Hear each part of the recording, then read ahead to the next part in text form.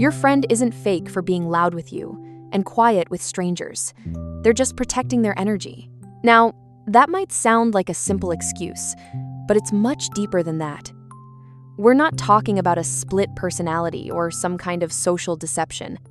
We're talking about a fundamental, psychologically driven response to the world that many of us experience but rarely understand. This is for that friend you know, or maybe this is for you. The person who is the life of the party with their inner circle but becomes a quiet observer in a room full of new faces. Why does this happen? What is going on beneath the surface that creates such a stark contrast in their social behavior?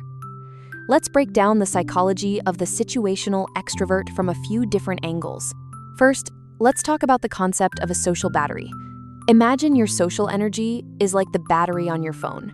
Some interactions are like plugging it into a charger, while others drain it rapidly.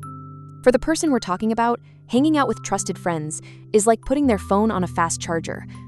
The conversations are easy, the jokes land, and there's a sense of mutual understanding. They can be their full, unfiltered self without fear of judgment, and this actually generates energy. Now, picture them at a networking event, a big party where they don't know anyone, or even just a casual gathering with their partner's work colleagues. This environment is like running 10 apps at once with the screen brightness on max.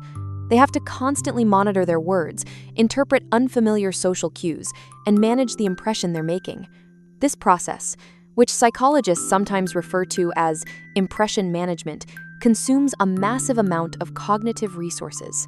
So when they go quiet, it's not because they're suddenly boring or antisocial.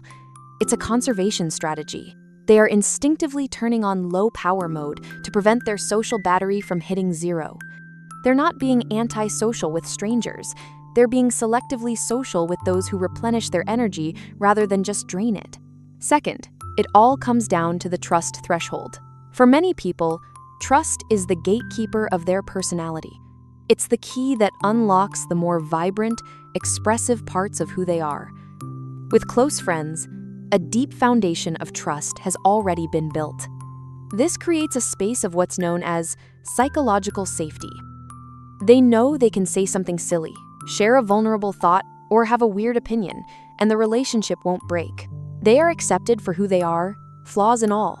In a room of strangers, that psychological safety is completely absent. Every new person represents an unknown variable. Will they understand my humor? Will they judge my story? Will they misinterpret my intentions? Without trust, the risk of social rejection feels much higher. The brain's natural response to this perceived risk is to retreat, to observe from a safe distance until it can gather enough data to determine if an environment is safe. Think about it like this. You wouldn't invite a stranger into your home and immediately show them your messy closet and your childhood photo albums. You'd probably keep the conversation in the living room, polite, clean, and a bit formal. That's what this person is doing with their personality. Friends get the full house tour, while strangers are kept in the formal receiving area until they've proven themselves trustworthy. For them, trust isn't just a feeling, it's the currency of connection. Third, we need to understand the difference between a personality trait and a personality state.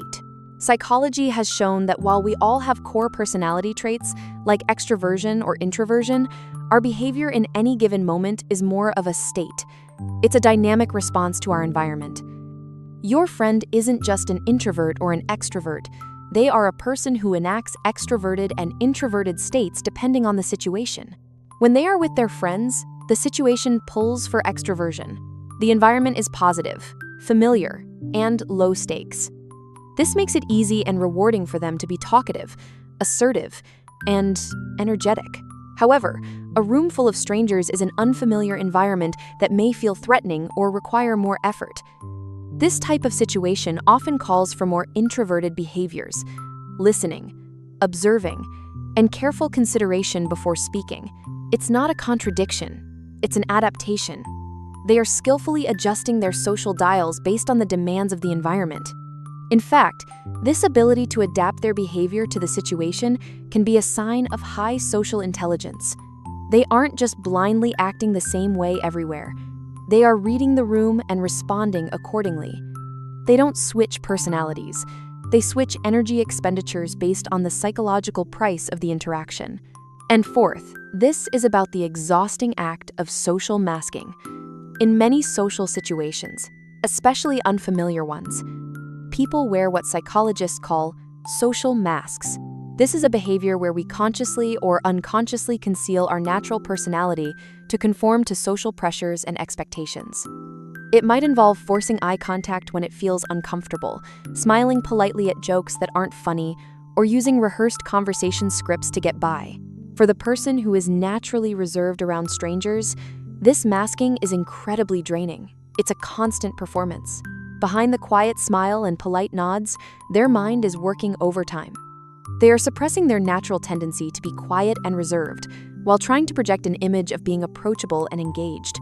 This constant self-monitoring can lead to exhaustion, anxiety, and a feeling of being inauthentic.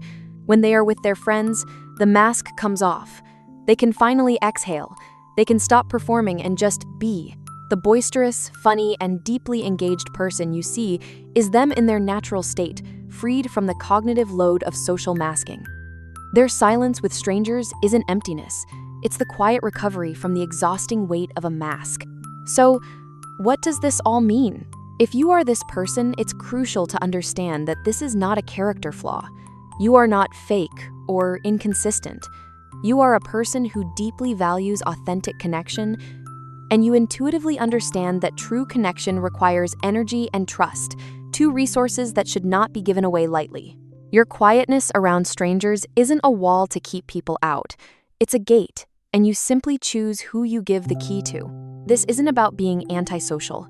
It's about being profoundly pro-authentic social. And if you have a friend like this, recognize their two sides not as a contradiction, but as a complement. When they are loud, energetic, and completely themselves around you, it is a powerful testament to the trust and safety they feel with you.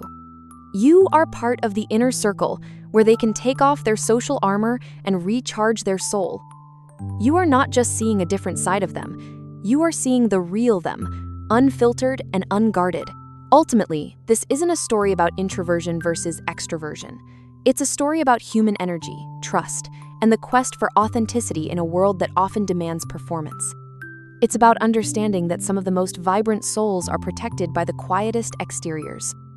Their true personality isn't a show for everyone. It's a gift for the trusted few. Do you see yourself in this description, or do you have a friend like this? I'd love to hear your story in the comments below. And for more insights that help you understand yourself and the people around you, make sure to subscribe. Thanks for watching.